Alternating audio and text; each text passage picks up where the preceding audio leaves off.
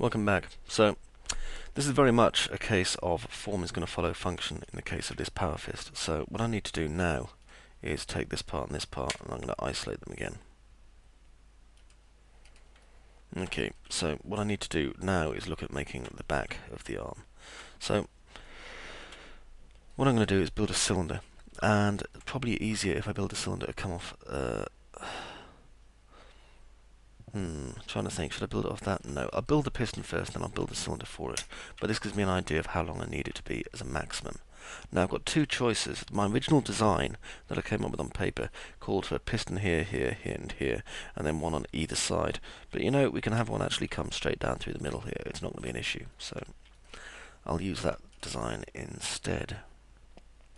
What I'm going to do is make a cylinder. And cylinder height is going to be one segment, 22 sides. There we go. Convert to editable poly. And what I want to do is just get this straight up. Oops, accidentally rotated. Straight up into a nice large size. So we can do that, you see, thanks to the shape that I've got here as well, which is helpful.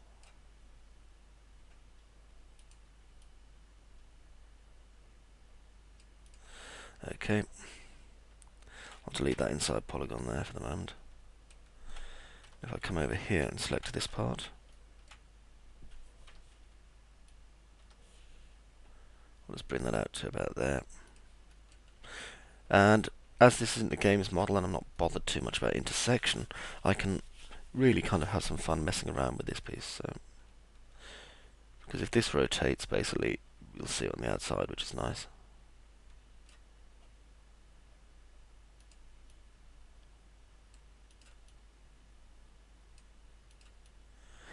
Bring this in. Try and keep our height at 0 there.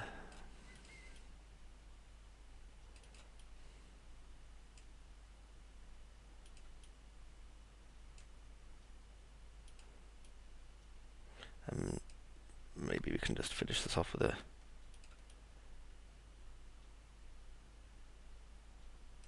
slightly rounded dome piece. There we are. So that's how that piece will end there. Right, next we need to build 2 of these, so I'm going to just do a mirror again on this.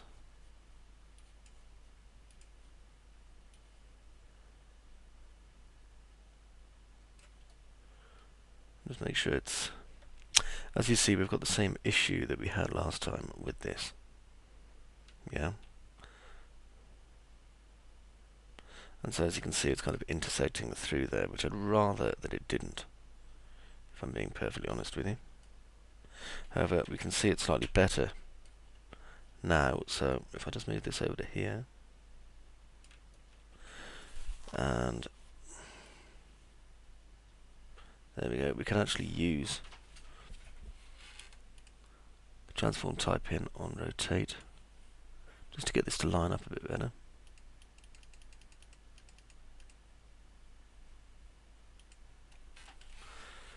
There we go.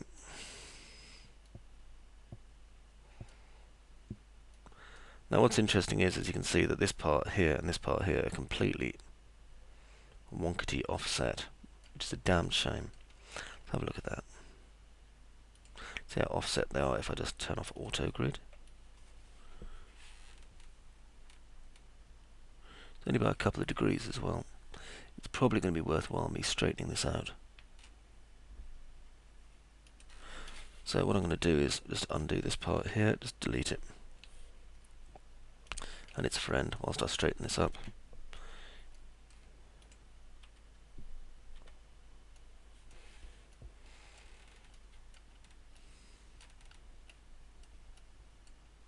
So if I straighten it up, this is going to be a heck of a lot easier for me.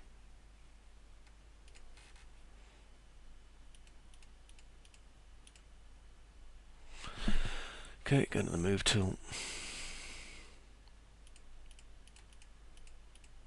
just so I can make sure that it is properly lined up. Certainly it seems to be. That's better. Okay, delete that.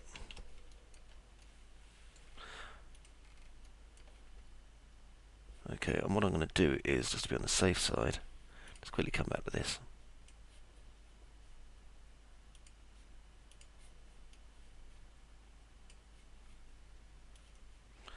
Just kill this part again. I really don't like risking the work that we've done.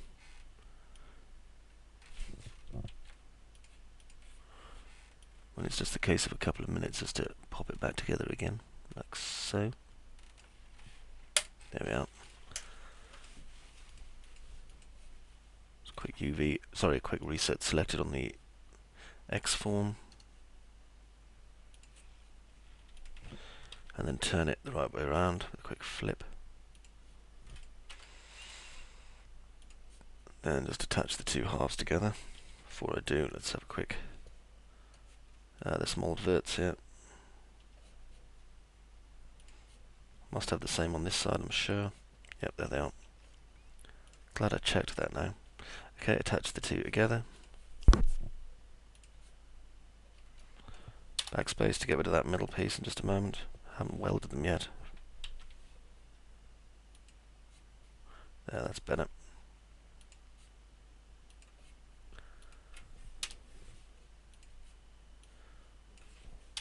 Okay, now, where were we? Ah, yes. Sorry about that slight kind of deviation from what we were doing. However, it's an important thing, really, so we had to do it. Okay, back to this cylinder that we were building. Oh yeah, we better give this one a name, actually, hadn't we? So, this is the elbow bracket. And before that, I'll use PF, so we know it's a power fist. Okay. Cylinder again. Auto grid it. Okay, and bring it out to about there. Maybe reduce the height just a little bit. There we go. That's fine. Convertible poly. Now what I'm going to do is go into a bevel again. Just pretty much exactly the same as I did before, if you remember. I'm doing it by freehand, so it won't be exactly the same.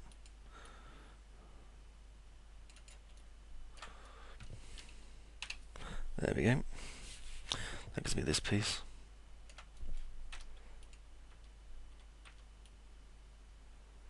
And here.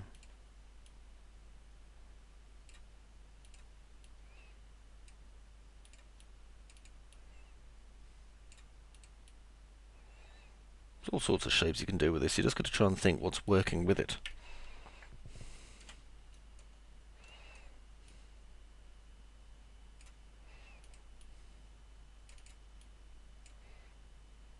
I might just keep it at a simple kind of insert like this, and then a bevel in. Quite like that simple kind of shape, and it goes with that piece there quite well. Okay, looking at this again, let's do our mirror. Or however you like to pronounce the word, mirror. Bolt them together.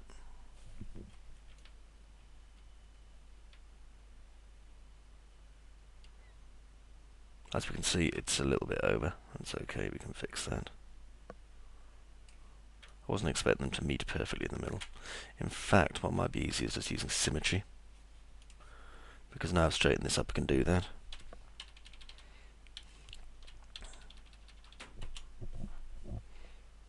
And we'll do this on the... see which axis.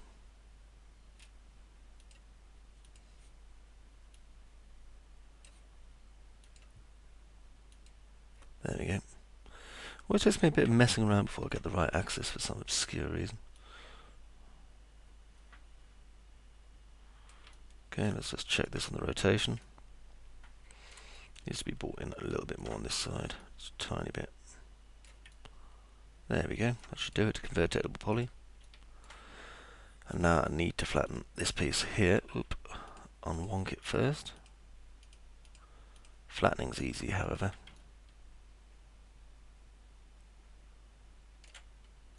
There's two options we can do here. One, we can use the scale tool, which will make it more of an egg shape like that.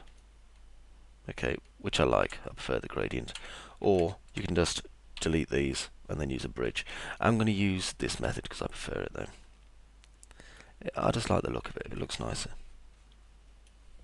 It fits in with the design we want considerably better, in my opinion. Let's make sure that we don't move our edges too much. If we move this out too much, we're going to need to raise this piece here and its corresponding piece underneath just a little bit. So this is all about kind of keeping the shape right though. There and there. Okay, that's fine. Lovely strong looking bracket there.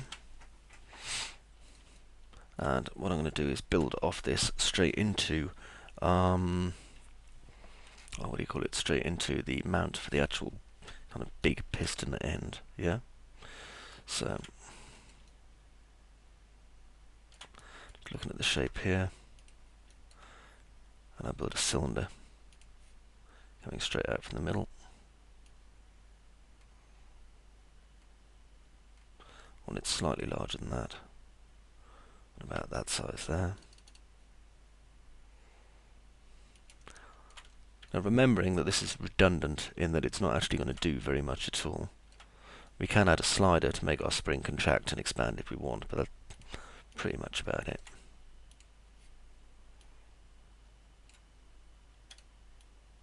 Trying to use as small a bevel as I can. I really wish the scale on this was a bit smaller, to be honest.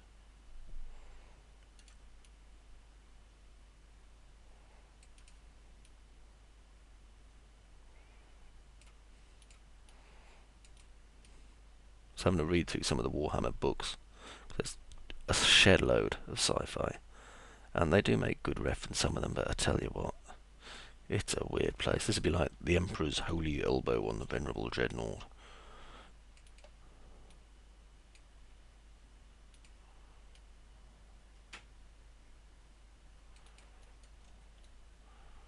Okay.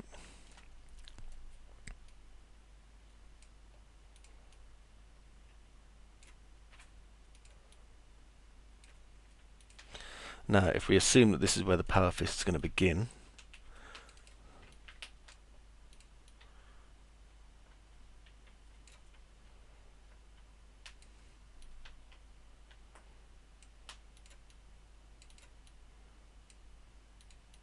we can then start pulling out the shape of the end of the power fist a bit, just for our benefit, so that we have something more concrete to work with. There we go. And that's the mount that's going to go on the end of our power fist on the inside here, off our main piston. And the good thing about this is, once I've attached it, it'll actually be having the right pivot point. Okay, let's isolate this part.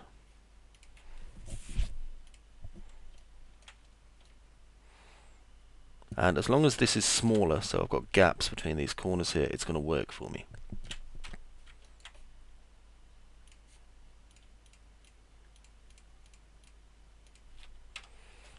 Okay, take that away. Now this one, just one polygon to get rid of. Now I'm attaching this to here, not the other way around. There we go. Quite important from the basis of rigging. And then just pick a place where I can bridge it nicely. So maybe here and here. And then the same on the other side.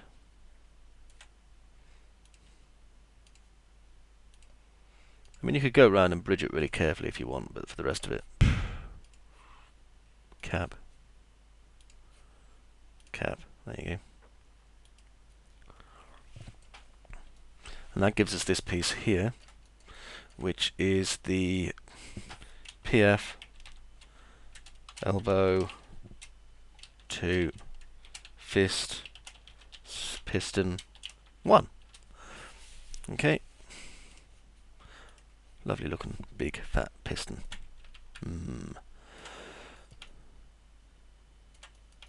Okay, so with that part done, in the next part we'll start work on our 4 sub-pistons. So till then, see you in the next bit.